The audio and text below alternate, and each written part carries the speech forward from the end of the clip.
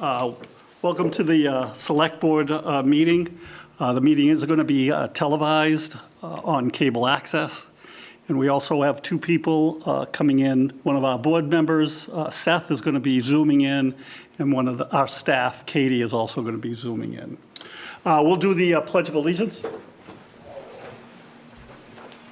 I pledge allegiance to the flag of the United States of America and to the republic for which it stands, one nation, under God, indivisible, with liberty and justice for all.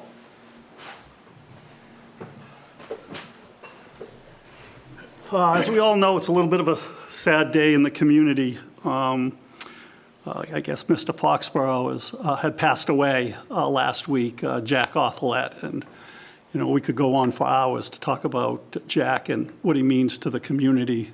But I think what we'll do right now is just take a moment of silence, think about Jack for a second, and then we'll start with the citizens' input.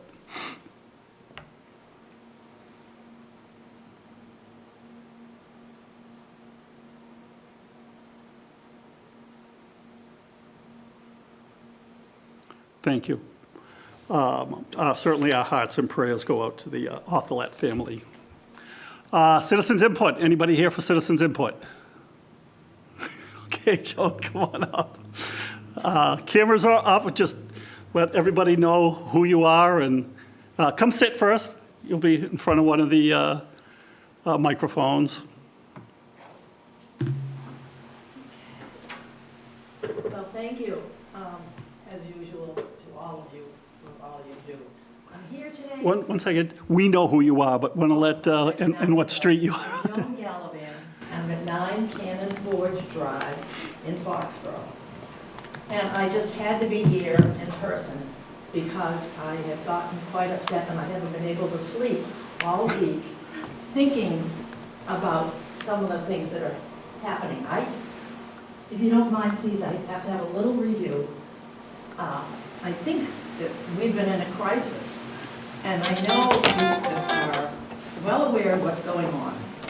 And the townspeople, someone like me, I try to keep involved and understand.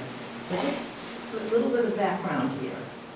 I think that a number of things have happened that, you know, if we put them together, it's quite a few town officials have been changed or missing or whatever in a short period of time here. Our town finance director, George Samiak, I believe he retired sometime just at the beginning of the year, and then he had an assistant. But that was vacant for a little bit of time. So that person who's been there for a few years and has been leading us, and is a very important finance head. And then we have the administrator there, the town manager. And we had a new town manager because our town manager back in January 29, 23, he resigned. And our new town manager was hired, search process and all that. But before that, 6 months before that, I think that we had no assistant town manager. That assistant town manager had left to serve somewhere in another town.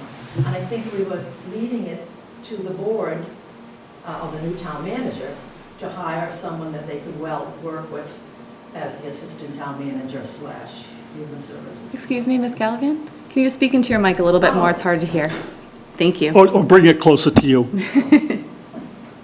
Anyway, so these things kind of happened all at the same time, and I became concerned. And I know you said we've got this under control, but it was essential to work through this crisis in a quick, you know, an efficient manner. All right, so that's happened.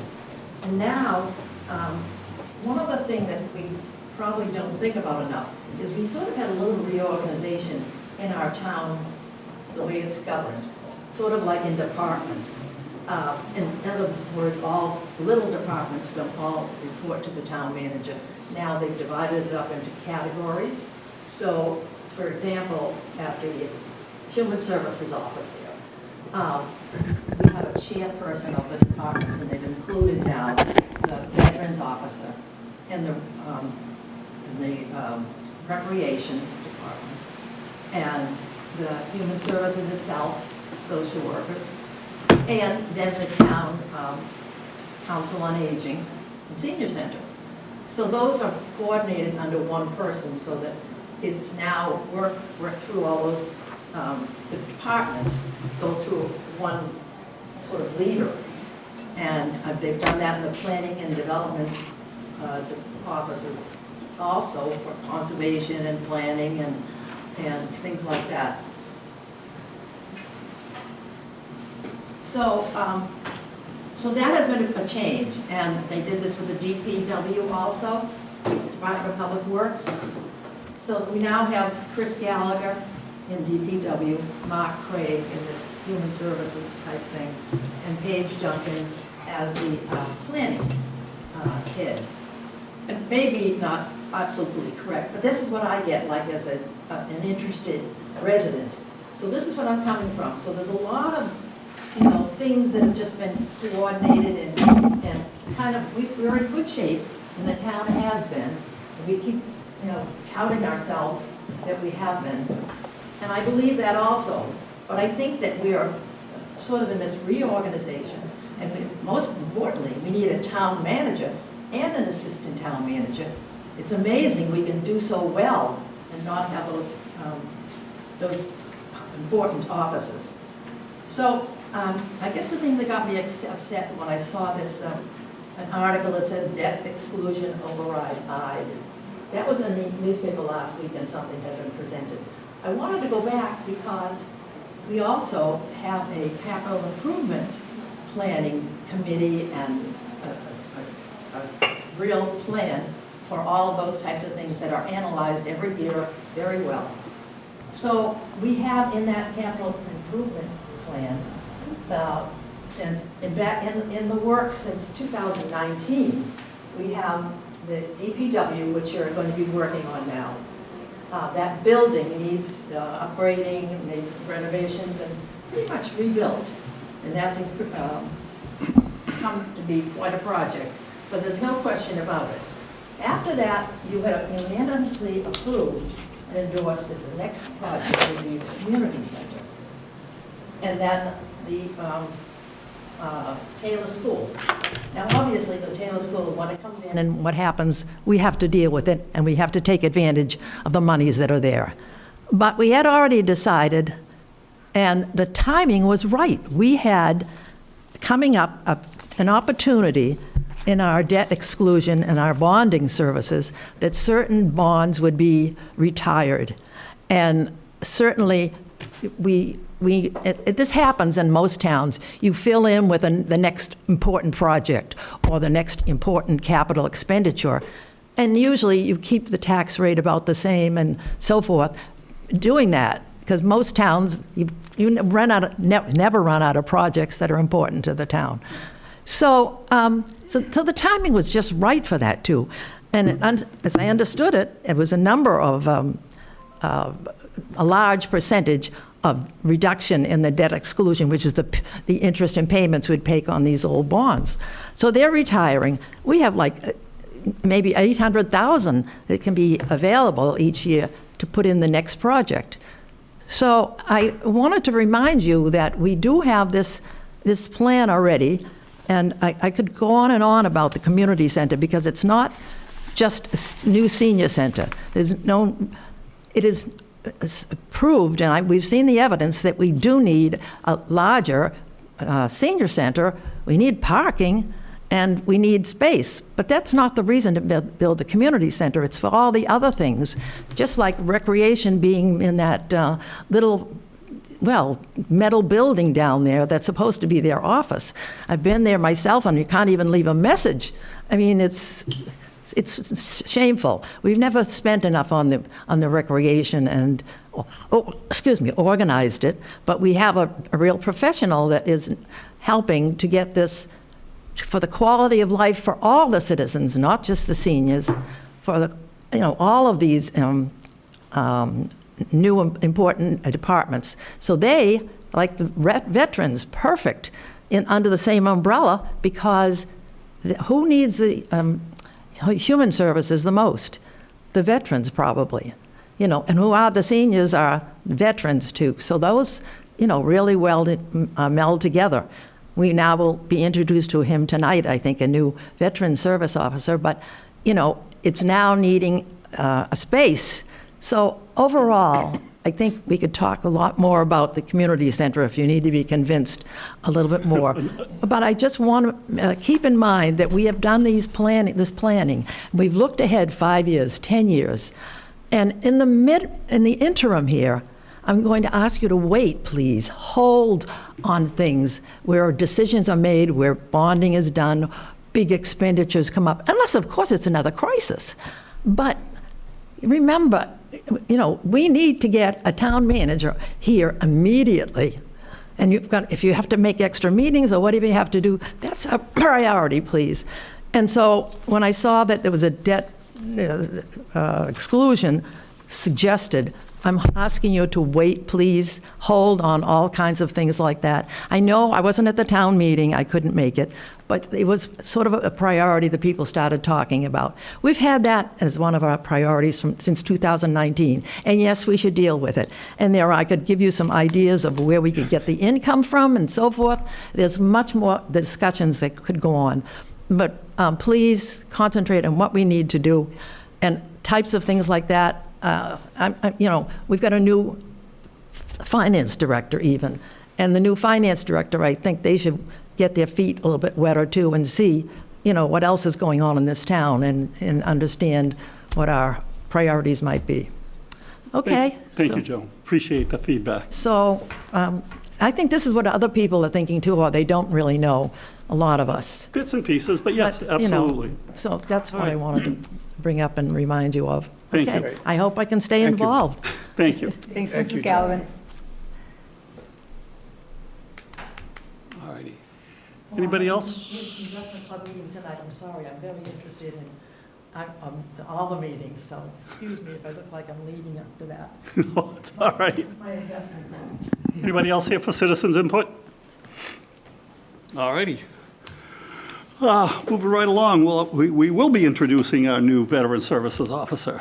Come on up, Chris. Scott. Scott. I get that all the time. Well, you look like a Chris. Why don't you, thank you, whoever you are, why don't you introduce yourself, so maybe I'll get your name right next time. Good evening, ladies and gentlemen. My name is Scott Blake. I am the new Veteran Service Officer for Foxborough.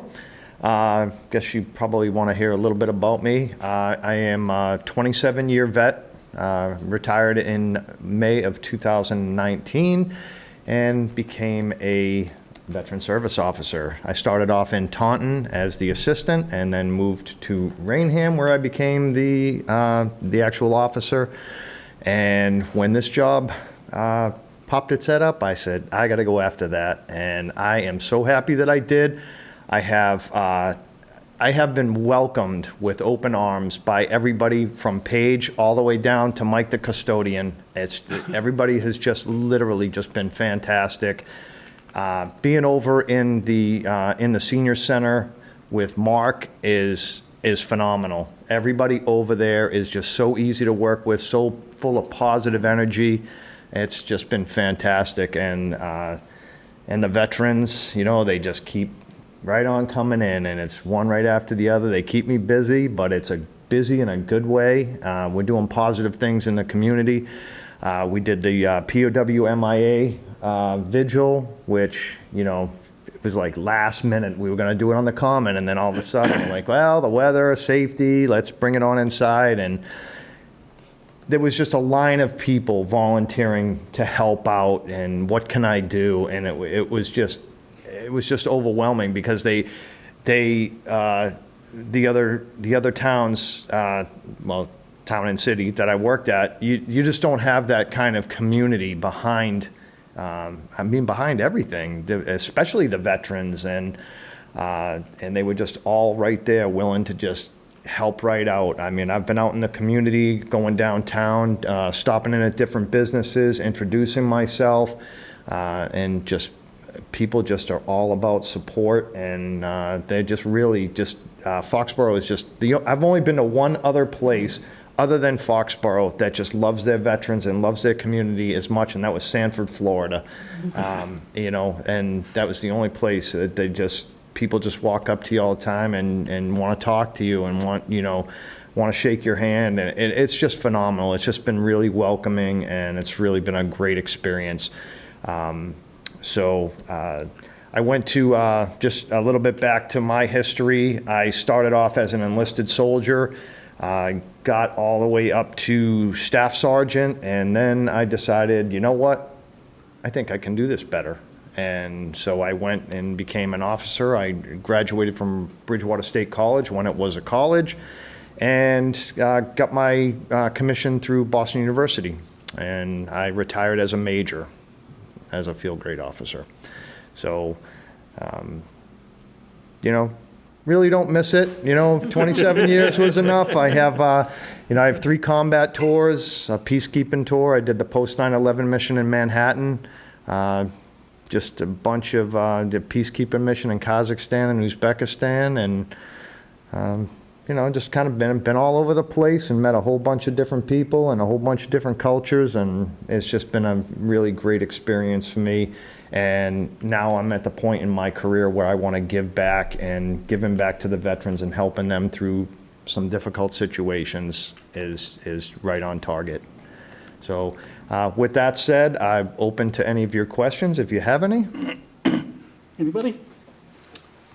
Thank you for your service, and we're just as excited that you're here. We're excited to have you, so welcome. Thank you so much. Thank you. I had a comment more than a question. I was going to say, you have big shoes to fill, and it seems like you're hitting it running. So Well, we're happy to have you. I'm Very happy trying to have do you. my best. We have Veterans Day coming up, and we're in about the 90% solution for that. So just a couple of loose ends to tie up, and we'll be right on target for that. So everything should be good. And yes, Allie, I love her. Her and I, she was actually the very first veteran service officer that I met when I started working in this field. So I met her down when we were in Leominster, and she's fantastic, and I still talk to her, and so. Your enthusiasm is great. Well, thank you very much. Glad to have you, Scott. It's hard not to be enthusiastic when you have so much positive energy around you. I mean, I know, it's just the way it is, and being in the senior center is just phenomenal. I just love it, and every time I come over here, you folks over here are just absolutely just as welcoming and pleasant to be around. So I really enjoy it. Thank you. You're welcome. Right. Thank you. And if I could just chime in on, Mrs. Gallivan pointed out the restructure, and Mark's leadership over in Human Services brought, before Scott was here, but if you recall, the Veterans Office used to be in the corner of the Town Hall here, and it was pretty isolated, and it was separate from everything. So I think through Mark's leadership, he brought that office down there, actually built an office, created 2 offices so that Lauren and Scott have their own space, and sounds like it's just the right place for him to be. So it's an example of how that restructure further benefited the community and the veterans, and we're really seeing a positive result from those organizations working together. Awesome. And Lauren is second to none. Seth, I know you're out there in the world.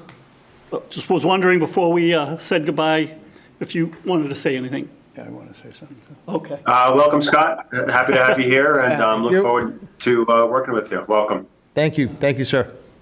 And Dennis? No, I just want to say I worked in the Taunton area for like 12 years. I actually worked at Morton Hospital. I worked there at night, yeah. So maybe we You- can trade you have the- war stories. But always a town that really, I think, respected, the city actually respected its veterans and had a real good program, and I was active in the program when I was there. From 2014 to 2019, there's a gap in your resume. What were you doing? 2014, oh geez, you're gonna have me guessing now. Because I worked at a multitude of different colleges throughout the time, and then I was doing, in 2019, I was doing construction right before I started here. So I was doing basically like gutting apartments and redoing them so that they could flip them. Yeah. Which is basically what I did when I moved back up here. Right. And prior to that, down in Florida, I worked for the Department of Corrections for a while. I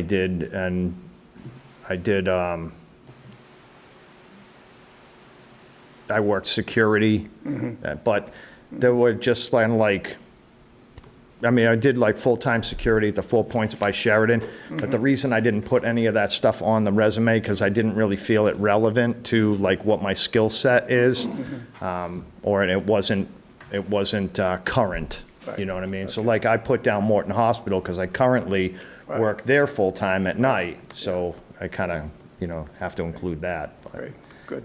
it doesn't really have too much to do with veterans or, Right. I mean, we deal with a lot of sticky situations and stuff, but, Okay. All right, thank you. Great, thank you, welcome. Thank you very much. I hope Thank you all you. have a fantastic evening. Thank you, you Talk to too. you soon, sir. Yes, yeah, we'll get together. I remember his name. All right, so Halloween parade, use of public way.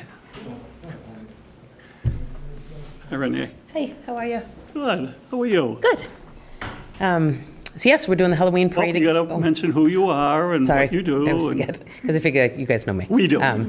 Renee Tosi, I'm the Director of Recreation, part of the Human Services group that Joan was talking about. So we're doing the Halloween parade again. It is October 28th. It's the same as it's always been, except for we're going back to the old way, where we're going to start here at Town Hall in the parking lot here. We stopped that when the Town Hall was being built. We moved over to the IGO. But we noticed last year, the parking lot there is a little bit too small for the large amount of people that came last year. Plus, it's just easier for the kids to walk starting here. So we'll meet here 2:30. We will just mull around, and I'll be handing out their bags. And then at 3 o'clock, we'll start the parade. We'll go down Liberty and then take a left onto Central. They'll trick or treat throughout the whole, all the businesses along the way, turning right onto South and then crossing over onto the Common. We do have a lot of businesses that are not part of the actual Uptown that will be setting up tents onto the Common. So they'll continue to trick or treat all the way up to the bandstand. And then at the bandstand, we're going to have the elite dancers will be there doing their dance performance. And then we hand out the awards for best costume, best group costume, and we break it down into ages. We will be led by the fire engine, as always. And again, this year, Pat Patriot and the cheerleaders will be there. Last year was their first year with us, but they'll be back again this year. Yeah, so we're super excited. Awesome. Yeah. Any questions? No, it's a great event. Always been a great event. I hope the weather holds out. No rain date. No, it's just, it's that day, because then it's Halloween. Yeah. You know, Hopefully no more rainy I weekends. know, like seriously, I think we've had enough. All right, any All other right. comments before I make a motion? No? Nope. All right, so we do have to do a roll call just because Seth is remote this evening, so we'll go this way after the motion. Is that cool? Yep. Okay. All right, motion to approve the use of public way application and use of town property for Foxborough Recreation's Halloween Parade on October 28th from 2:30 PM to 4 PM. Second, Dennis? Okay, any further discussion? Roll call? Yes, Dennis. Leah, yes? Mark, yes? Stephanie, yes. Beth, yes. Awesome.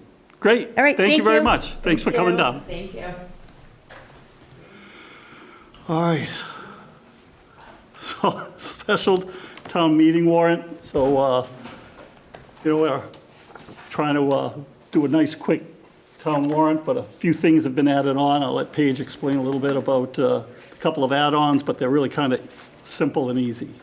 Yeah, so we actually look at this as a positive because, a one article warrant is hard to get 100 people to town meeting.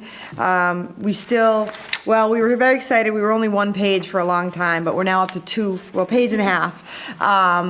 So we do have 5 articles. 2 of them are street acceptances, 1 per street. We're even going so far as Gabby in planning tonight was working on, we're going to send postcards to the folks at the street acceptance, so hopefully that neighborhood will show up. We're letting them know why it matters. We also considered it was a good outreach, because a lot of times I'm not sure people understand, when they come here, they're like, well, when do we vote on it? This is their chance to vote. So we're letting them know to come to town meeting. We should note that Christina reminded me that town meeting starts at 7 p.m. now. So that's an exciting change. It's no longer 7:30, so 7 p.m. So yeah, we have a few, the new additions. So the one we already spoke about was the DPW building and repair and the revolving fund for Counts on Aging. Tonight, we're going to hear if there are any questions. We have the assessor's office. We have Tom Welsh and Marie Almondova here from finance, our finance director, to talk about the personal property threshold exemption amendment. And then I'm here if we need to cover anything on Sousa Avenue and Barrows Lane. Those are the street acceptances. They're a part of the River Ridge subdivision. So those are the 5 articles. We do think it'll be a quick meeting. We encourage all residents to show up because this is your chance to be heard and to vote. And yeah, I don't know if you have any questions on Article, 3? The personal property exemption threshold amendment. Which it turns out we already have one. It's just a really low amount. So does on that warrant, anybody have any questions about that? Did you guys all understand that? I mean, I wouldn't mind, I read it, but I wouldn't mind a quick explanation. Yeah, If you're sure, here and you no. don't mind. No, And I know you have the absolutely. warrant review coming up tomorrow, too. I should Yeah, watch that's that, it. but- Thank you, Leah, for that. That we're actually doing it here in this room at 12:30. We'll be doing an overview, as we always do, and that will be broadcast by Foxborough Cable, and it will be available for rerun and on demand. So that's something, if folks want to tune into, that will provide explanations of all 5 articles. Okay, so number 3, how you doing? Tom, can you just grab the microphone so it's right in front of you? Tom Welch, Chief Assessor.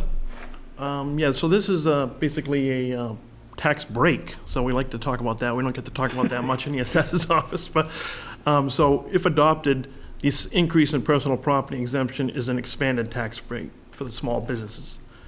The BOA, I just got out of a meeting, they just voted tonight to approve a $5,000 exemption, up from the $750, which was in place in 2011.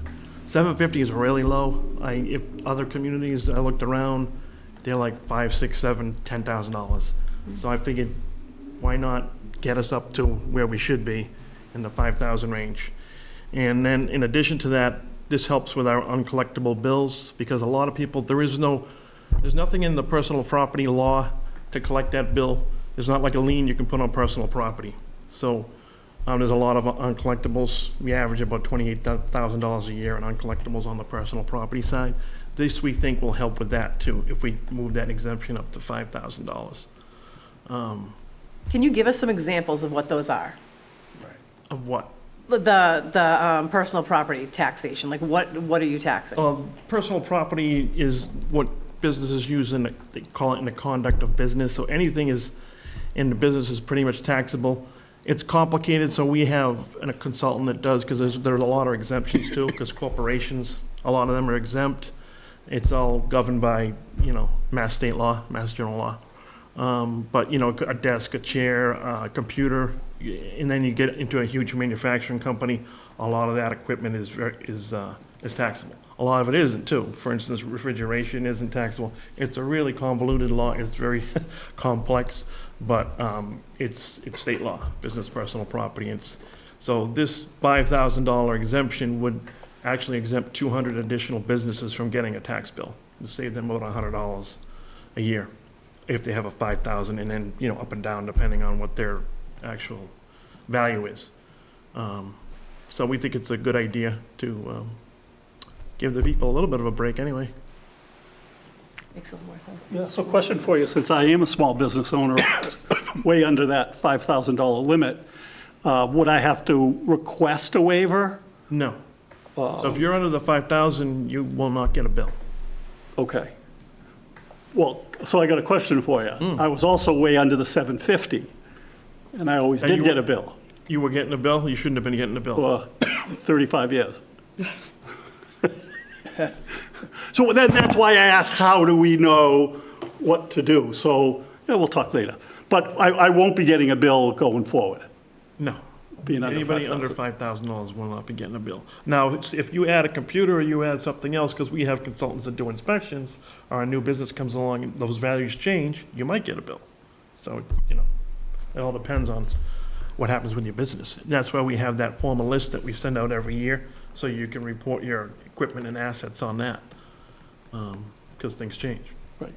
Okay. Thank you.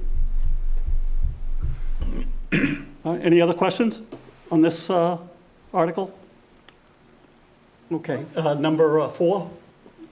Which was 4? Yes, 4 is, here we go. It is Sousa Avenue. Oh, so do you want to just talk about that? Because we had to split it, correct? Yeah, we have Sousa Avenue and Barrows Lane. They're both subdivisions in, it's called River Ridge subdivision off Belcher.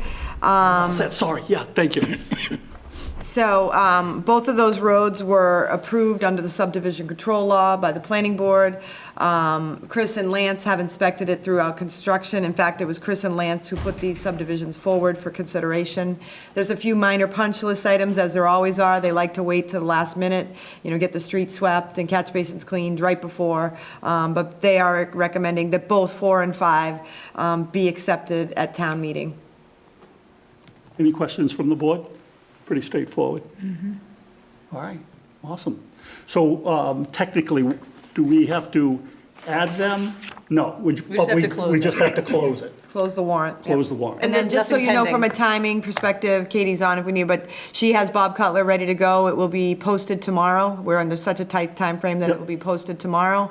And that will make it official, will be in time for the October 16th town meeting at 7 PM. That's, And in the auditorium. we're going to have to mention over and over and over again. Yeah. All right, good. If there's not any further questions. So Paige, and both of these are ready 100% to go? Yes. Because I know sometimes we put them and then last minute they get pulled. No, I mean, I talked to Chris as late as Yep. today, and he's very comfortable. I mean, it's like, again, the final tweaks, but again, he wants them to be done like the week prior.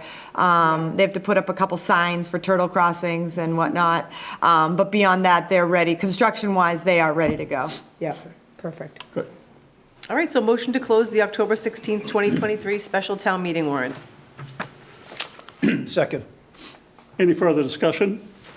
Roll call. Dennis, yes. Leah, yes? Mark, yes? Stephanie, yes? Seth, yes.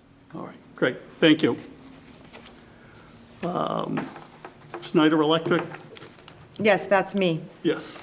So a while ago, and Leah will remember this, we increased the number of parking spaces in the Schneider Uptown lot to 104 spaces. I think it was 40-something a year or so ago.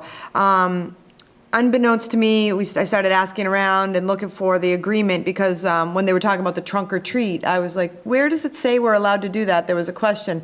Well, it turns out the paperwork had never been finalized on this, so we got in touch with Paula Hearn over at Schneider, and we've now, you have an agreement in front of you that would basically provide a few revisions. It increases the number of spaces officially to 104, which we have had for, like I said, over a year now. It allows us to operating a lighting system. Paul did note that the only new permanent light fixture will be erected on the public right-of-way, not on company property. And there's, on the map, if you see on the last page, there is a map that we have some, one permanent existing light, and then there's going to be some temporary solar lights out there. Christina has the map up there in case you need to see it. Those are acceptable. Any further lighting would just be subject to the company's review. You know, they want to make sure that everything's done to their standard. But right now, we do have some improved lighting. I know that Chris, this is off-site, but Chris has been working with National Grid to get approval for another light to shine sort of on the entrance, and that is in the works and/or is just about approved. I can't remember if that one or the other one. We're also working on Central Street Uptown lot. Both of those got bogged down in National Grid, as they tend to do, but I believe they're both approved now, and now he's just waiting for the contractor. We've also, Seth, I know you'll be interested in this. Leah's been working tirelessly on improving improving the entrance there. We went out there and met with DPW. We're going to cut back some brush. We're going to improve signage. Next year, there'll be a planter pot there. We're really going to try to make it attractive at the entrance, so if you're driving down Bird or Railroad, it'll catch your eye and you'll see it. So we're even working on a little bit of a fancier sign out there. But anyway, back to the agreement. I get excited about our uptown parking. Not as inviting going through the overgrown weeds over the railroad tracks, so we're trying to make it a little nicer. We're trying to make it better. We did formalize the ability to have special use events by organizations affiliated with the town. Again, it's that allows it with, there's some compliance that needs to be, we can't allow it for everybody. It's just certain town-related events. And then the other big one we wanted to cover, which was the temporary overnight parking. We were worried about, when will say, for example, the Wall Street apartments opened, if there was overflow parking over there, they might end up in our Central Street Veterans Lot, and we don't necessarily want that to be the case, so we're able to, if people need a place to move their cars so we can plow, they can put them over at the Schneider Uptown Lot, and they're allowed to stay overnight. Typically, there's no overnight parking there, but we did get permission for them to do overnight parking during a designated snow emergency. So this agreement that you have formalizes all of these discussions, and I think the motion is for me to be able to sign it on behalf of the town. Awesome. Any questions? Nope. No? Seth, we can't say, there you are, you're back. Any questions? Sounds great. I'm all set. Thank you. Okay. All right, the motion's a little long. Motion to approve the amendment to the municipal license agreement with Schneider Electric Systems, U.S., Inc. for the Uptown Schneider Municipal Parking Lot, and to authorize acting town manager Paige Duncan to execute any documents necessary for the purposes of this vote. Second. Any further discussion? Roll call. Dennis, yes. Leah, yes. Mark, yes. Stephanie, yes. Seth, yes. All right. Great. You can sign for us. Will do. All right. And Town manager. thank you as always to Schneider. Yes. Yes. Yeah, they really are good neighbors in that regard. And people have been parking in the lot more and more. It was like a busy theater night, and I think I counted 7 cars in there, which is a little Woohoo, it's getting up there. Yeah. On lunchtime, there's a lot of people there. When we were up there, truckers pull in and kind of have their lunch there, landscape crews, they all kind of, because there's so much parking, they can kind of come in and circle around, but it really is, helpful. I don't know where else they'd be doing it uptown. It gives them the ability to sort of pull over and take a rest, so. Yeah, at any given time, 7:30 in the morning, you'll see 6 to 10 tree tech trucks in there doing the same thing, walking over to Cumbies so they can, just jump right back in their trucks and head back out again. Yeah, it's a great convenience. All right, yeah. All right, town manager search. But before we get started, just as a little backtrack, I do want to thank everybody who was involved in the search the last time. And we appreciate everyone's feedback thus far on how we can improve the process going forward. We all thank the search committee for their time and appreciation. They're all volunteers. The committee was comprised of some of the most respected people in town, and it's why they were chosen. Nowhere along this process is there to be any blame for anything. The process worked. We hired a new town manager. Unfortunately, it just didn't work out. So now we're back at the blackboard again. We are committed to and encourage transparency, stakeholder input, and a process of improvement for the next search.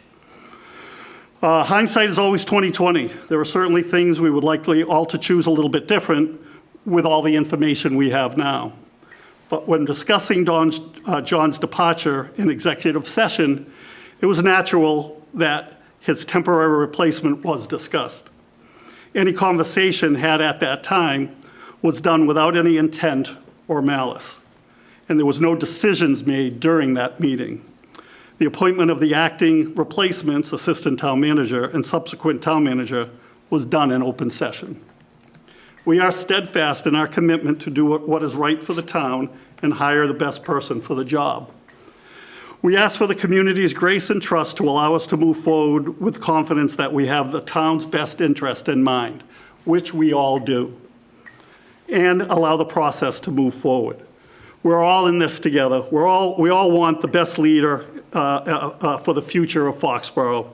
So let's just come together and move forward. Having said that, now we're going to go into the town manager part of our meeting tonight. And the first thing we're going to review is the town manager position statement. Has everybody had a chance to review that? I don't Didn't come out. think we got that. We got a letter from Bernie. In the timeline, but no position statement. No position. Oh, then it should have been just right to the timeline. That was on me. No, we're going to be discussing the statement, but we haven't sent it out yet. I apologize. I think Bernie's letter says, Right. there has been some time, we do need to take a little look at it. Correct, and we'll get one. Bernie's here too, by the way. Bernie, let's introduce you to the community once again. Bernie's going to come back and work as a consultant for us, and thank you for coming back. Certainly. Happy to help out and try to get, as you just indicated, get the best leader for the town of Foxborough. So. Awesome. So we are going to just fine tune the manager position statement. You know, things have changed over the last 6 months. Some things have already happened. That was part of the town manager search process, and update it to a newer process. And we'll get that certainly out to everybody. One of the other things we did was I had Bernie just take a look at the timeline. Everybody did get a little updated version of the timeline. Bernie, you want to talk about that for a quick sec? Just a couple of little things that you highlighted, changed. Just if I could just go back to the position statement, as you've indicated, there have been a few changes. Obviously, some of the numbers have changed because we were using the FY23 budget, and we're now going to be putting in information about the FY24 budget. Not any radical differences there, but we want to be accurate with the information we put out, and it would have seemed dated to have the 23 budget. And your finance director has already provided me with the updated numbers. I just need to go through with someone in the town, and I've already had some discussions with your fire chief about a couple of the projects, and we're going to be having some additional conversations. I'll be reaching out to different people to try to just get a status report on where some of these projects that we listed in that position statement are, and then update that statement. The other aspect that I think might be helpful. I have seen the survey work that was done with the board, the screening committee, and the department heads or staff, and I think that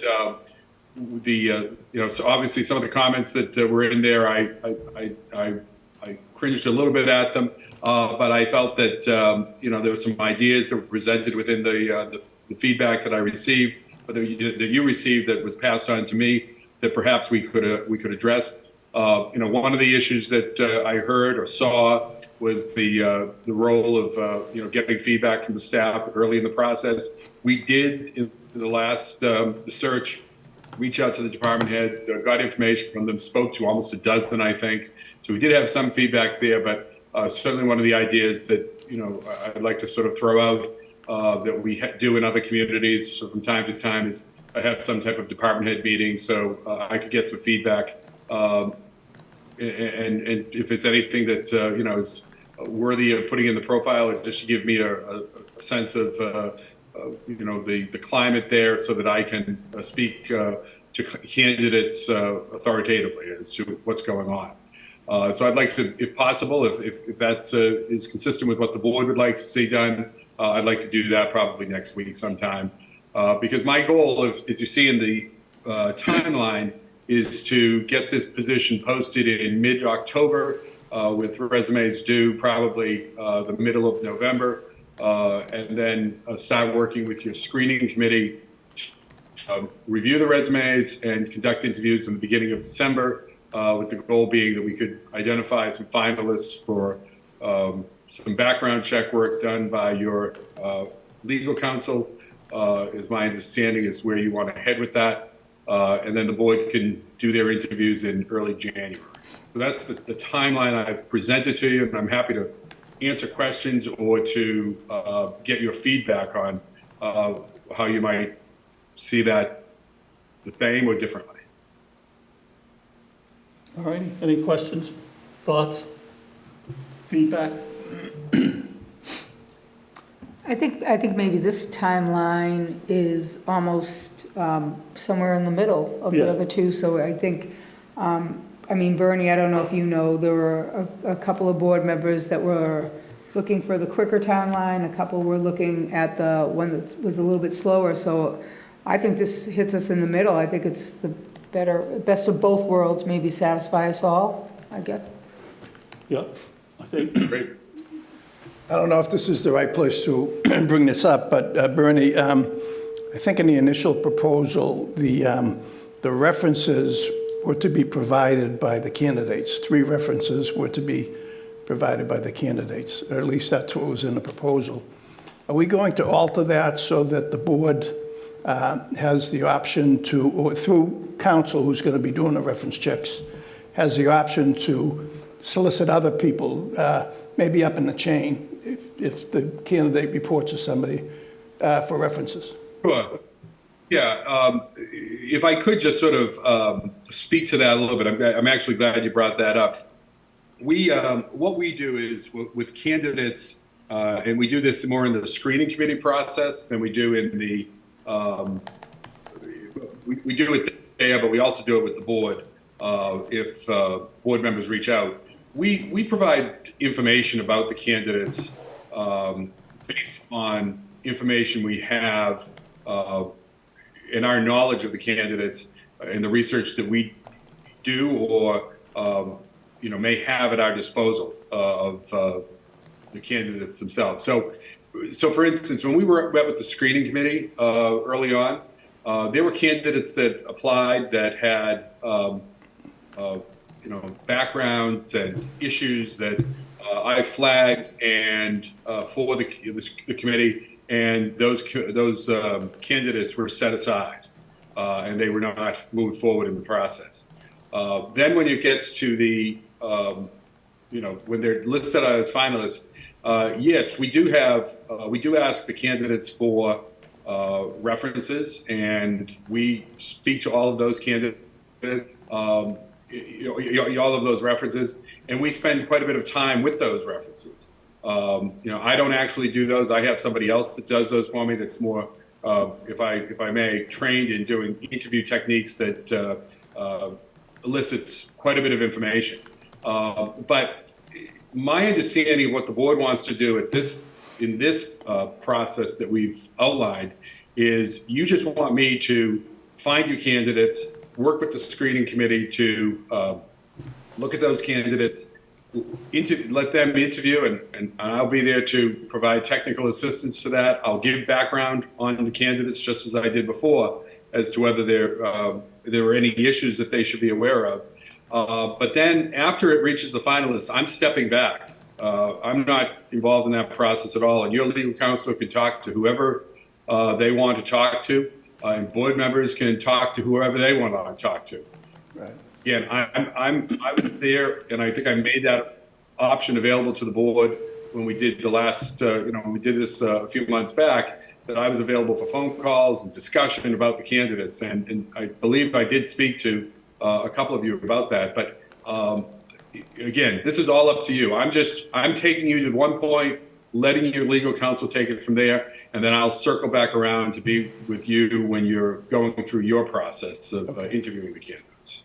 All right, thank you. I'm well satisfied with that.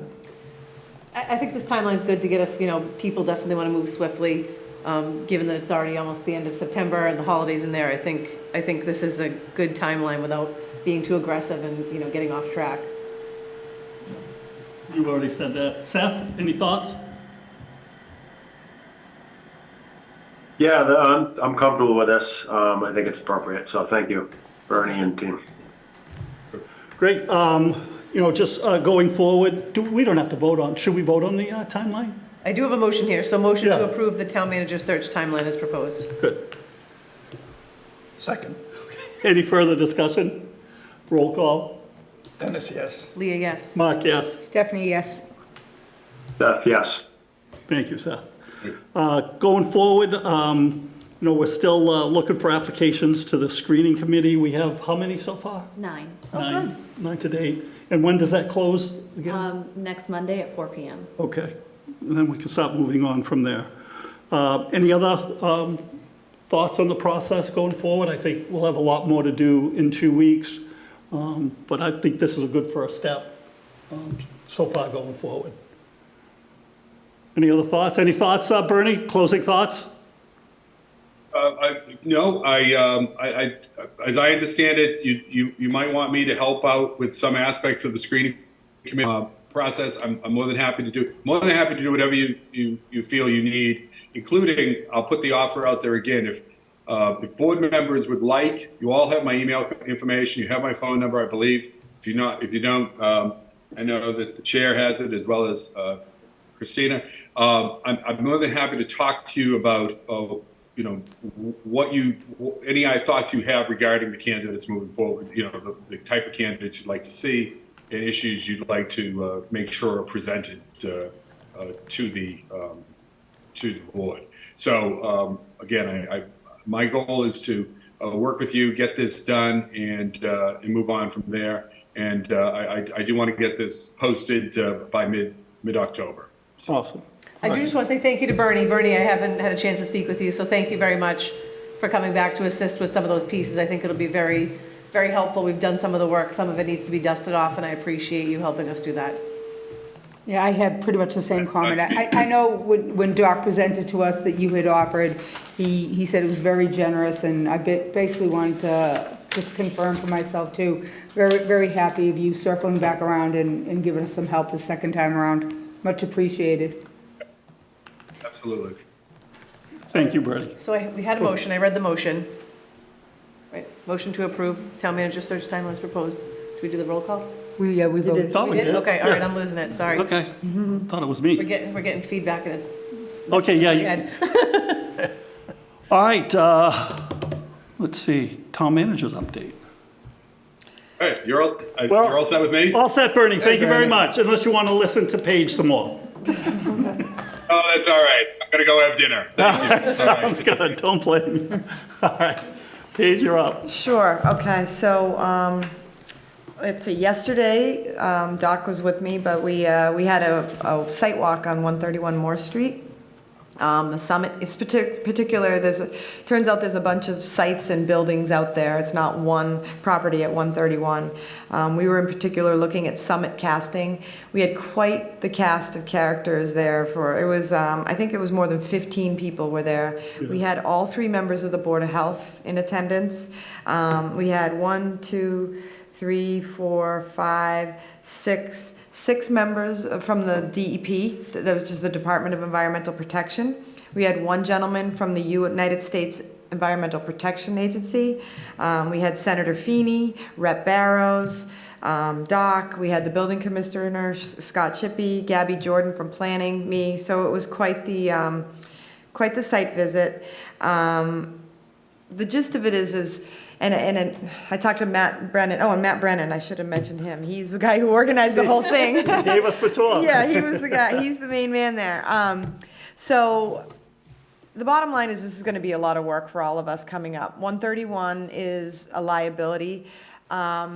We didn't create the problem, but somehow the problem's going to come on the town. The owner of Summit Casting Corporation has passed away and left the shares to this corporation that really doesn't exist anymore to the town of Foxborough. Bill Keegan told the attorney a year or so ago that he didn't want it, the town didn't want it, but nothing necessarily was filed, and at this point, I've been working with Pat Costello, he's not sure, it might already be in the town's ownership. At a minimum, it's in tax title. What Doc and I saw out there was pretty scary in that the building is open. The doors are unlocked, the windows it is dangerous. So the bottom line is we're going to have to figure out what to do. Matt and I were talking today about getting facilities out there. We're going to have to board it up. We have to secure that building. If teenagers are hanging out in there or kids are going in there, there's a risk. The contamination out there has to do with fuel oil that was spilled in an underground storage tank. But there are a couple barrels that need to be sussed out. The good news is DEP has done up to a phase 4 site assessment. They were very much saying that the town has limited liability, but the town should get ownership of it so that they can clean it up. And the federal government right now has a ton of money for that. Clean it up and get it back on the tax rolls, sell it. So, Doc and I were like cautious, can't even imagine trying to figure out how to do this. It's going to be a hard thing. Now, either way, even if if the will kind of gave it to the town, Pat Costello thinks it needs to go to town meeting for a vote. I wish we could have done it for this town meeting, just because the grant program right now is open and this is when it would be good to get in, but we knew that with all the fears around the property, it would just be too soon. So probably in May, but in the meantime, we're probably gonna need to do some sort of community outreach to educate the board and the people and ourselves on why this is good for the town. The bottom line is it's not gonna get better on its own.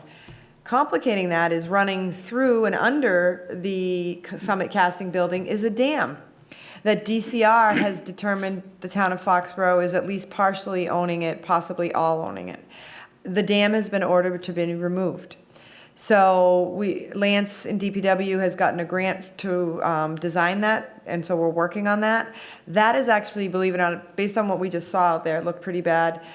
The dam failure is a bigger emergency. We've got to get that dam out of there, because if God forbid something happened and the water, that's the extreme liability. So we have two liabilities there, but the dam is actually the more dangerous one that could have downstream effects on life and property.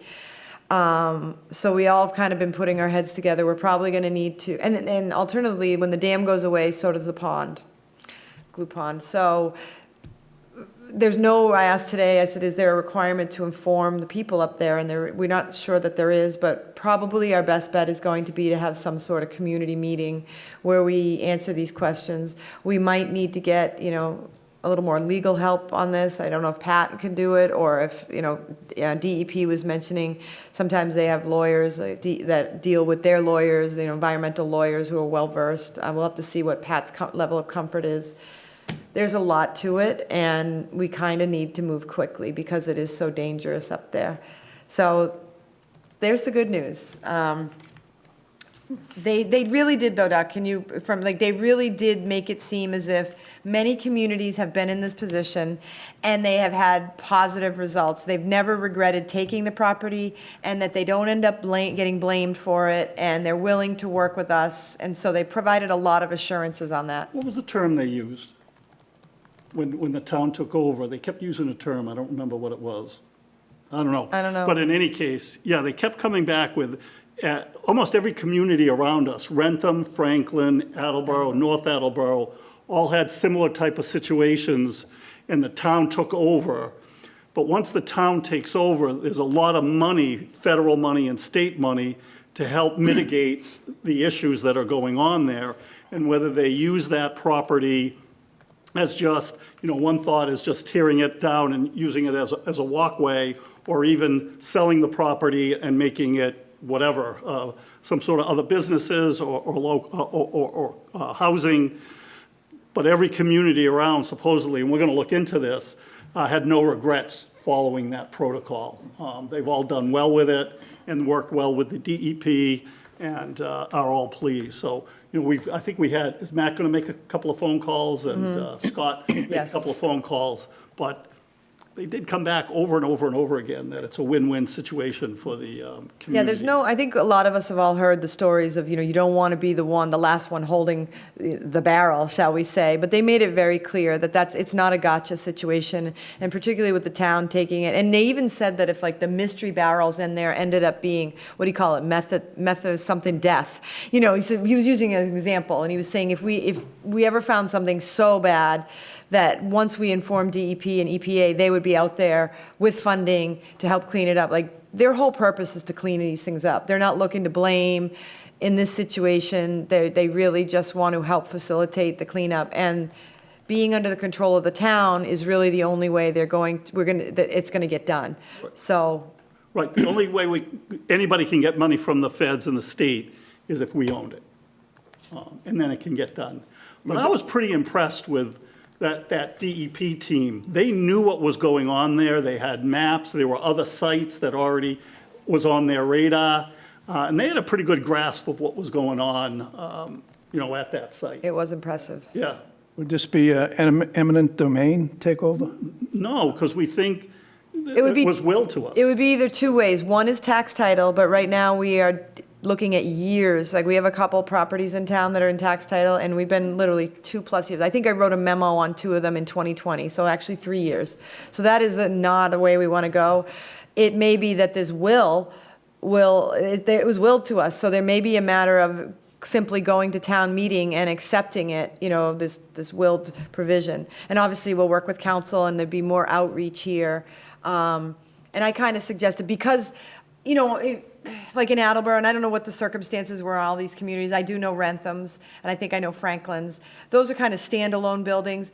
This site is so complicated because the Summit Casting Building is actually attached to another building and it's a mess up there. So I was even saying, for right now, probably the best bet is to get that building down, the dam, it goes away, and just leave it. Like, not even propose development, because the access to the site is weird. I mean, there's just so much going on. So, from a community's perspective, having just been through a big project on Moore Street, I know there's sensitivities, it might be a matter of, for right now, we just make it safe and we pause and let it all suss out. Because DEP is working with all the other owners up there. There are more challenges.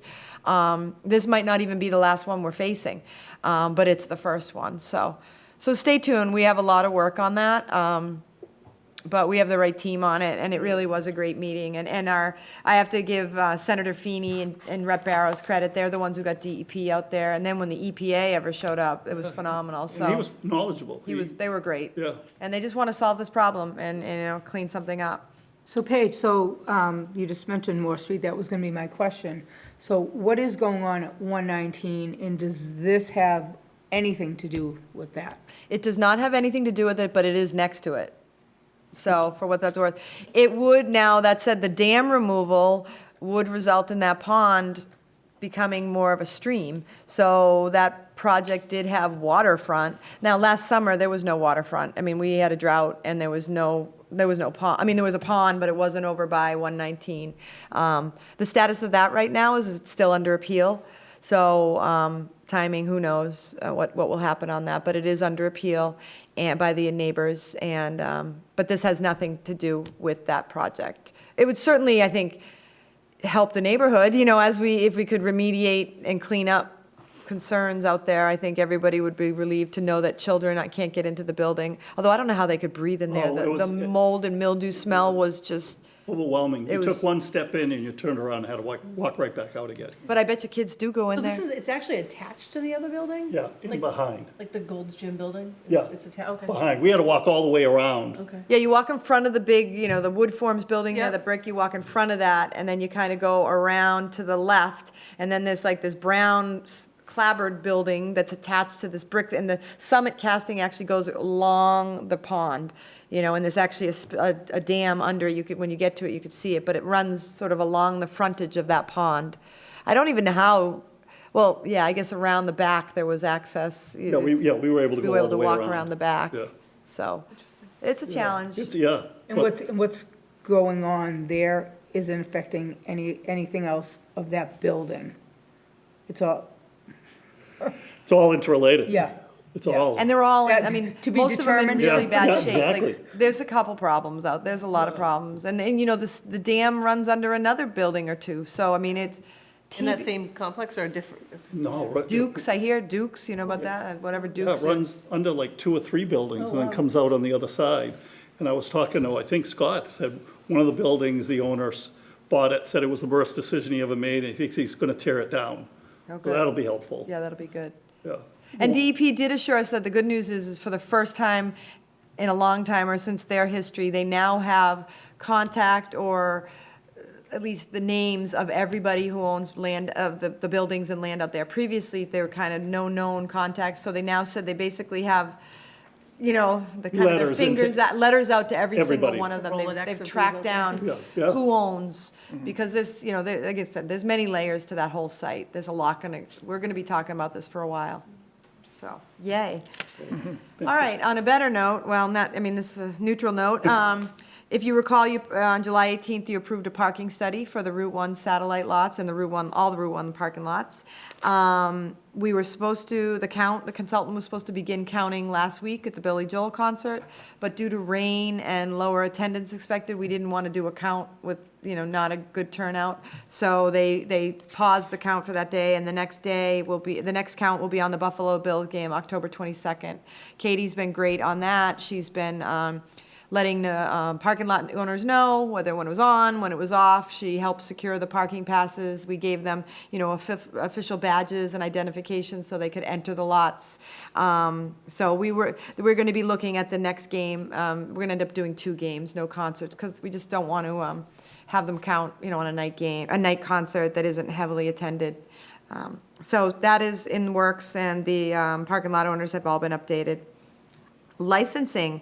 So Seth knows about this, so just to briefly touch, I don't know if you recall, but Seth's been mentioning something about licensing for a little while now, and we finally were able to dig in. We figured out that the right team for that is Matt Brennan, Katie Lang, me, and Seth. And so Katie did a great job, came up with the licensing list for the select board, passed it through me, through Matt. We kind of made edits. We sent it to Seth, and he reviewed it. We have a few comments, and we anticipate bringing you the discussion item at the next meeting. So we're pretty excited that we and I think it's going to be something this board's going to be very pleased about. It was a really good idea that Seth and Matt had together. And Seth, I don't know if you have anything to add, but TBD on the big reveal.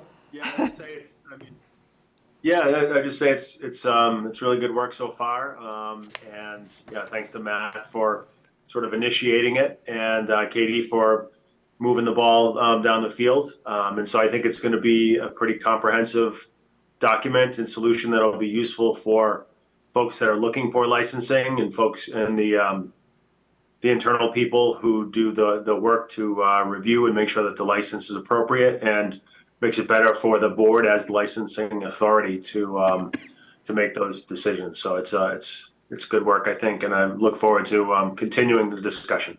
Great. Yeah, it's exciting. It's a fun project. And in reality, Seth, you started the process. You did. Okay. Yeah, no, you did. It was, you started the ball rolling. Everybody else kept it going. Good job. I heard some stuff. Was in conversations with Matt, our health director, that brought up the sort of the idea. So he's been integral in getting this moving. So Awesome. Thanks to Matt and Katie and Paige. Thank you. Yeah. Okay, Pratt School. So originally when you voted, I indicated that it would be through an RFP. I just wanted to let you know that our procurement department looked at it a little more closely and came up with, determined that a bid process would be more appropriate. That doesn't really mean anything to it. But I wanted to let you know since we use that terminology. The good news is the bid solicitation is going to be available on the town's website under procurement on October 4th. And it'll be due back, bids will be due back on November 8th at 11 a.m. So we're excited. So any developers looking, there is going to be a single-family house lot available in Foxborough, which they're hard to come by. But yeah, so I did want to clarify that it's going to be a bid rather than an RFP. As we mentioned earlier, the warrant review session that's held is going to be tomorrow at 12:30. And if you can't catch it live, it will be replayed on Foxborough Cable Access, but it's a great opportunity to understand the articles for the October 16th town meeting, which will be held in the auditorium at 7 p.m. I think I confirmed, but I'm going to say at every meeting, is the financial summit is confirmed for December 5th at 6 p.m. So hopefully folks will tune into that. We do have Marie. She's a new finance director, and we're all very interested to hear her ideas and sort of summaries about the financial situation in Foxborough. So I'm looking forward to that. Online permitting, the health department has launched Permitize. They're going to probably be going live next week. And then the town manager's office is going to be going thereafter. It has been a heavy lift. There's been a couple delays. It's a lot. I feel for Matt. He lost his health inspector this last Friday. And, then now he has this. And he's got a few other things going on. And I really can't say enough about Matt Brennan. He's been a great person to work with. And he elevates, he's got some great experience that's really elevating a lot of things. So I've been relying on him quite a bit. It's been great to work with.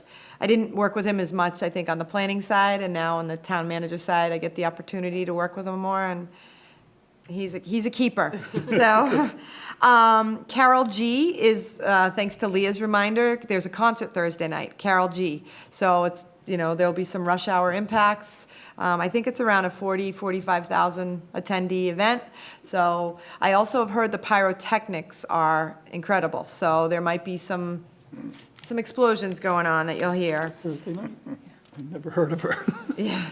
I'm so old. Maybe we're old. Maybe we're old. I don't And know. there's going to be that many? 40,000? Yeah, that's what the word is. All right. Hopefully the weather holds out. We've had enough of bad weather. Okay, so from an HR perspective, last week I had the opportunity to attend a 2-day HR conference hosted by the MMA. It was amazing. Not only the information that I got, but the connections and the people I met. And I got to spend 10 minutes or so with the new head of MMA. And it was just great to connect with him and talk to him, and then a bunch of other HR directors and town managers. So it was really positive opportunity. I even found, we're looking at HR software because we ditched all our old stuff. We're back to paper right now because we haven't been thrilled with it. So we've been looking at how to replace it, and we use Munis for our financials, and we're looking at this other program, and we've been trying to figure out how they would work together. And I just happened to be in a session, and something came up about Munis, and I said, looking at this other one, and the woman's like, we do that. So the town of West Springfield, or the city, I don't know if it's the city or town, West Springfield, I emailed her today and was like, can we talk to your finance department to find out how these two softwares work together? Because, we want to make sure Marie is supported, but we also want to make sure HR is well supported. So that was the last session, and I was like, text Mike Kelleher, and I'm like, oh my gosh, I just found the unicorn, the town out there that's using the two programs we're looking at. So that was actually the highlight of it. I still, unfortunately, do not have an HR director to report right now. We did make an offer, and unfortunately was not accepted. So we still have a few aces up our sleeves, so stay tuned, but that was a bummer. It was a big bummer. We do have a health inspector position open on the Board of Health. Now I have construction updates. Paige, Yes. why did the person not accept? Well, my hunch is, again, the interim thing is worrisome to people. This person had a job and I think was very interested, but said that when they went back to their position and told them about ours, they offered him an offer they couldn't refuse. I think they were also concerned about losing some benefits in the short term. Like FMLA takes a year to acquire. But I also think it has to do with the risk of interim. That's what the sort of official name was, but so. Okay. Go ahead, Seth. I'm just thinking about that interim being a challenge going forward. The interim, the concern of the risk for someone coming in who wants a full-time position. That's probably that's not probably, that's why we lost this candidate. So it's just something I'm thinking out loud maybe, but if others share that concern, it's probably worth a conversation. We actually had that conversation after this, and we do have an interim option we could go for, but we are still actually looking for we'd love to minimize the transition for folks. So I think one of the things that we're bandied about is if we did find a candidate we thought could last, would be a long-term candidate, that we might say, hey, this probably, maybe the interim isn't the way to go. I think the situation that happened here was probably also very unique. But I think we'll cross that bridge if we find someone that's I think the person that we offered to would have been someone who came and stayed and nailed it. They didn't take the job, but we do have one other option we're looking at, and if that person, maybe if we were able to communicate that this could be long-term, it might hold more teeth. I think we're getting some good ones at the table, but whether they take the plunge, they probably go back and talk to people and go, well, it's interim, there's no guarantee to me, so it's, I don't know, I guess I'd be open. I know how the posting, like I said, into impossible, so would the plan have been to hire someone as interim, and then you're gonna see, if they seem like they're working out, and then offer them to stay full-time? Is that what the plan was? Yes, Or- I think, well, it was twofold. It was, obviously, the new town manager would make that decision, so that was the reason for it. But we did, when we were structuring the hiring, we did say, and we had to do this in the building department recently, is that once they started, they would begin to earn, like, they'd be in their probation period. They wouldn't be like reset again in 6 months. It would be a matter of they'd start their probation period, but obviously there's still the chance that they could be let go, which they technically can be in a probation period anyway, but I think the term interim is scary. But yeah, so it would have been something that the new town manager had to decide. It wasn't going to be us deciding. And now we're sort of wondering, I guess I would like to ask your consideration, like, as we move forward, if we find someone that's so awesome that maybe we'd be able to see if there's a way like that this person, I don't know, because I don't think we're going to get it. Or we could go with an interim. We could get a consultant and, do it 3 days a week, and they'll come in and do it. We have those options available. The problem is we are seeing a couple that really do pique your interest, and you want to grab them because they're good. So that's been the challenge. Well, I don't know what Seth was assuming, or intimating, but drop the interim. Well, I know Dennis had concerns about that, so I want to respect that as well. No, and that's just my opinion. Yeah, mean, I want to. I would be interested to hear everybody's opinion. Yeah, no, that was my opinion. Okay, no, to keep it interim. No, to use acting or some other title. Yeah. I know people like to think of them as the same, but, candidates don't necessarily look at them. Interim, you're interim. Acting, it's more like you're acting, but you really have an opportunity to go for the position. There are two different types of individuals that would be attracted to that kind of title. Or you do it a contract, too. I mean, it's another option, Yeah, I think it's one of those left to play by ear, and it's not our hire. Right. That's the other thing for consideration. That's why I'm, trying to be mindful of that too. But I think it's the kind of thing that we'll have to see the candidate we get, what their commitment looks like, what they're looking for, and then just have to be, flexible potentially on it. I agree. Okay, so now on to construction updates. So East and Cohasset Streets, there's a new traffic pattern in place. I don't know if anybody's seen it, but go check it out. As we all can imagine, the weather has caused some delays, but the progress is continuing. On South Street, the installation of the new water main is progressing, and it's now beyond Michelle's Way. PJ Hayes has been paving the trench on Fridays, which has helped prevent any significant potholes with all the rain we get. And then we have a new notification. So the I-95, there's going to be some bridge work. And I'm going to just read what they said. Joint replacements at Bridge F622, 3QX, I-95 southbound over Oak Street in Foxborough. Work is going to be performed on October 2nd to October 5th during the night from 8 p.m. to 5 a.m. with lane closures as needed. Temporary traffic control, typical details, and mass guidelines for Mass DOT will be utilized, and at least one travel lane will be maintained at all times on I-95, and there'll be police on hand to assist with traffic control. Wasn't sure whether there'd be any noise impacts. Sometimes there's some noise, but that might be what you hear. And then I don't know, I added this one on late. In case anybody has any questions of what's going on here in Town Hall, you might notice that the side parking lot is closed and there's some caution tape. We've had all summer some issues with our HVAC system, and I'm learning a lot about it, but apparently with our system, it's on demand, so air conditioning and heat run off the same system. Because I thought, well, we knew we were hot a lot of days, and they had to recharge Freon. But it was like, well, can't we just put that off and deal with that next summer? No, it's all tied in. So what they figured out, Tony's done a great job in facilities, is one of the lines was leaking under the parking lot. So DPW came in and dug it up, and they're working on repairing that and securing it in a much better fashion. Poor design probably to have it right under there where the dumpster trucks go over it and all that. So they're going to try to secure it better. But that's what's going on over there, is a repair of our HVAC system.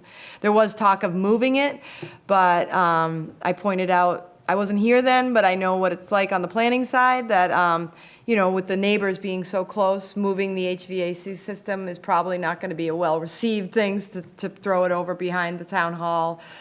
So they decided to work with the system they have, keep it in place, and we're going to try to secure it under that pavement. So that's why that's going Is that on. normal for it to be under pavement? I mean, just because when you have an issue, you're digging up pavement. Like, I know it's different than our homes, but yeah, I think our systems are, somewhere in the home, and then, outside, the condenser is outside. I don't know that it's normal, but it's obviously acceptable, but, maybe they didn't foresee the level, because there was some sinking happening, and, it was just a PVC pipe. I think they're looking at a more secure manner of construction next time with better fill. I just don't know that they contemplated that this would happen. So now we all know, and we're going to do the best we can to secure it. Will it happen again? Hopefully not. No guarantee. Probably that system would have to be replaced before that, but Tony's saying on his watch it won't happen again, so fingers crossed on that one. Another update is that hydrant flushing has begun. Zone 1 was this week, and so you'll see the other zones going over the next 6 weeks. I did send out an email. There's a town managers roundtable that's being held October 3rd at the TPC in Norton. That's something, it's kind of funny because Bill Keegan and I always went to that, and Bill would send me an email a month or so ago and say, hey, can you do me a slide presentation for this? And then he'd go and do the slide presentation, or I'd do a little of it, but he'd do it. And then all of a sudden, Kara at the Tri-Town this week's like, hey, I need your slide presentation by Monday. And I'm like, wait, who's doing, I forgot, there's no me, it's me. So I'll be working on that one tomorrow. But it's a very good, Leah went last year, and I know you really enjoyed that, so it's good. The Lions Fair has been moved for one final time due to rain, so this Saturday they're going to try to hold their fair, fall fair, and then the girls volleyball car wash was rescheduled to October 1st from 9 to 1 at Town Hall.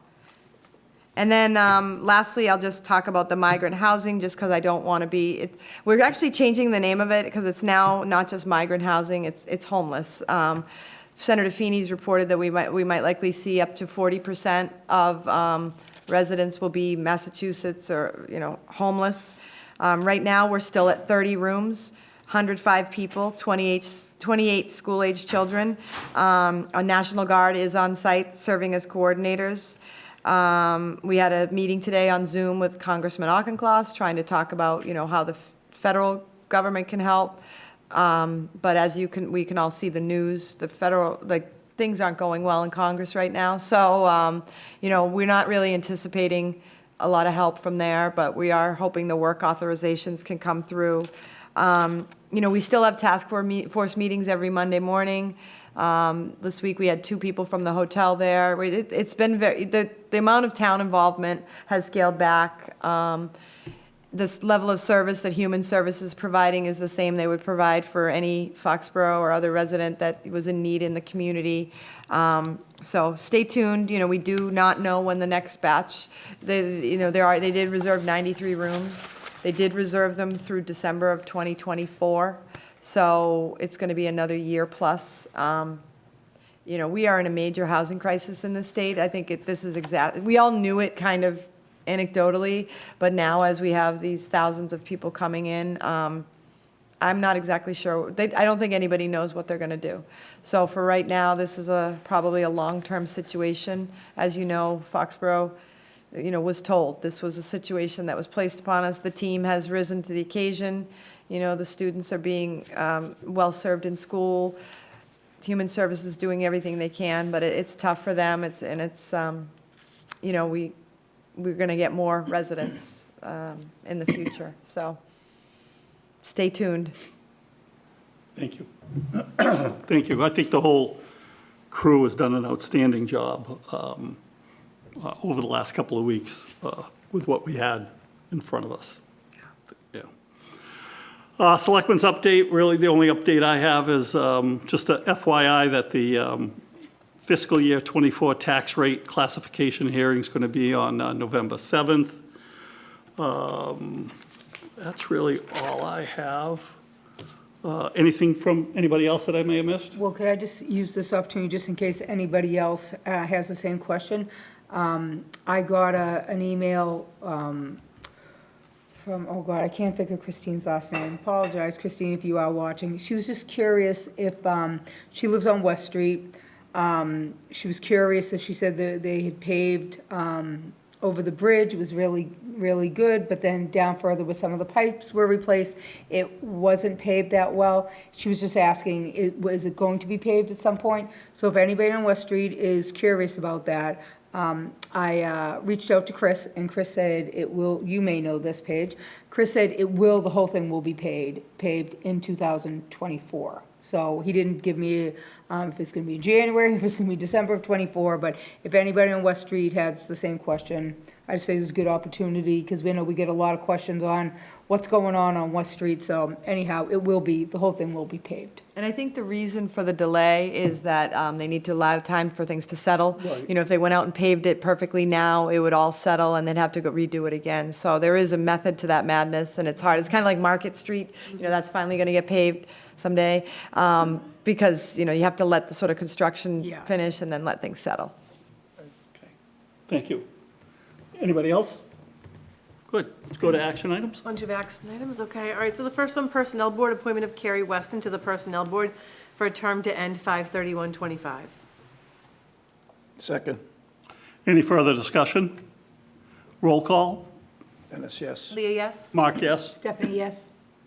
Beth, yes. All right, sorry, mine stuck. All right, motion to accept 2 donations of $360 from Ilyas Taj and Jaden, I'm gonna butcher his name, Jerry's son, Onwalker. For the Onwalker. purchase of 2 Chromebooks, and these are kids, these are middle school age kids who, with their own money, donated these Chromebooks. I just call them Be cool. Second. Any further discussion? Roll call. Dennis, yes. Leah, yes? Mark, yes? Stephanie, yes? Beth, yes. All right, sorry, I'm frozen up here. Accept donations of $140 for historic house plaques from Natalie Broderick and $200 for cemetery restoration from Sean Hunter. Second. Any further discussion? All those in favor? Roll call. Dennis, yes. Leah, yes? Mark, yes? Stephanie, yes? Beth, yes. Sorry, mine has some major lag. If you Yeah. could click on this last motion for me, just to make sure I get this right. It's even nice and big screen font. Yes. Don't laugh at me. Doc has, I don't know why the motions aren't catching up with the, Oh. thank you. Yeah, I'm getting a lag too. Yeah, sorry. All right, so motion to approve change of officers for Sonesta International Hotels Corporation at 35 Foxborough Boulevard to remove Carlos Flores, Stephen Minano, and Mark Sherwin, and to add Bradford P. Maxwell as Executive VP, General Counsel, and Chief Compliance Officer, and Keith J. Pierce as Executive Vice President and President of Franchising and Development. Second. Any further discussion? Roll call. Dennis, yes. Leah, yes? Mark, yes? Stephanie, yes? Beth, yes. All right, and last, a motion to adjourn. Second. Any further discussion? Roll call. Dennis, yes. Leah, yes? Mark, yes? Stephanie, yes? Beth, yes. All right. Good night, everybody. Thanks. Good night. Good night. How you feeling, Seth? Feeling better every minute. Okay. You look good. He does look good. Your makeup artist did a good job. Good night, everybody. Good night.